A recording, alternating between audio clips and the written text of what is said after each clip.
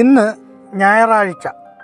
പതിവ് പോലെ നമ്മുടെ വീട്ടിൽ ഭക്ഷണ വിതരണത്തിൻ്റെ ഒരുക്കങ്ങൾ തുടങ്ങിയിട്ടുണ്ട്.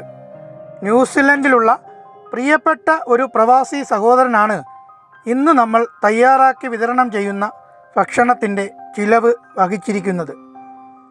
ഈ കഴിഞ്ഞ വ്യാഴാഴ്ച രാവിലെ 7:30 വരെ ഞങ്ങളോടൊപ്പം ഈ വീട്ടിലുണ്ടായിരുന്ന എൻ്റെ മാതൃ സഹോദരി ഇന്ന് ഞങ്ങളോടൊപ്പമില്ല.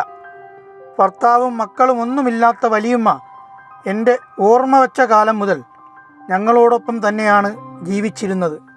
വാർദ്ധക്യ സഹജമായ അസുഖം മൂലമാണ് ഇപ്പോൾ 92 വയസ്സുള്ള വലിയമ്മ 3 ദിവസം മുമ്പ് മരണപ്പെട്ടത്. വാർദ്ധക്യത്തിലെ അസുഖങ്ങളും അസ്വസ്ഥതകളുമൊക്കെ ഉണ്ടായിരുന്നുവെങ്കിലും അവസാന കാലത്ത് ഞങ്ങളുടെ കുടുംബാംഗങ്ങളുടെ ആകെ പരിചരണങ്ങൾ ഏറ്റുവാങ്ങി സന്തുഷ്ടയായാണ് വലിയമ്മ ജീവിച്ചിരുന്നത്. കുടുംബാംഗങ്ങളിൽ ഒരാൾ മരണപ്പെട്ടു പോയതിൻ്റെ മനോവ്യതയിലായിരുന്നിട്ടും നമ്മുടെ സ്ഥിരം ഭക്ഷണ വിതരണ ദൗത്യം മുടക്കണ്ട എന്ന് ഞങ്ങൾ തീരുമാനിക്കുകയായിരുന്നു. ആരോഗ്യത്തോടെ ഇരുന്ന കാലമത്രയും ഈ ഭക്ഷണ വിതരണത്തിൻ്റെ ഒരുക്കങ്ങളിൽ വളരെ ഉത്സാഹത്തോടെ പങ്കെടുത്തയാളാണ് എൻ്റെ വലിയമ്മ.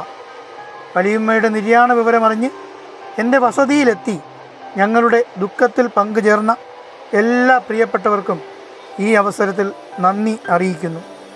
പ്രിയപ്പെട്ട സുഹൃത്തുക്കൾ ബെന്നും സുധീഷും കുക്കുവുമാണ് ഇന്ന് കൊല്ലം നഗരത്തിൽ ഈ ഭക്ഷണം വിതരണം ചെയ്യാനായി എന്നെ അനുഗമിച്ചിരിക്കുന്നത്. ഇന്നത്തെ ഭക്ഷണ വിതരണ ദൗത്യം ഏതാണ്ട് അവസാനിക്കാറായിരിക്കുന്നു. അടുത്തയാഴ്ച വീണ്ടും ഭക്ഷണവുമായി വരാം എന്ന പ്രതീക്ഷയോടെ ഈ വീഡിയോ ഇത്രയും നേരം വീക്ഷിച്ച എല്ലാ പ്രിയപ്പെട്ടവർക്കും സ്നേഹാദരങ്ങളോടെ നന്ദി.